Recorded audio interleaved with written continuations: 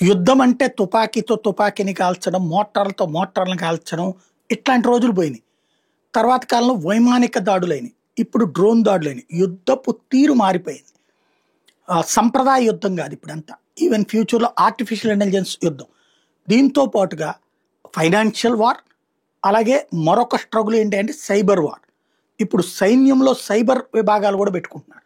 ఎందుకంటే ప్రత్యక్ష యుద్ధంలో మనం లాస్ చేయలేనిది సైబర్ వార్‌లో లాస్ చేయొచ్చు. ఇది ఇప్పుడు బ్రిటన్ మీదన రష్యా గెలిచింది అట్లాంటి ఒక సైబర్ వార్‌లో.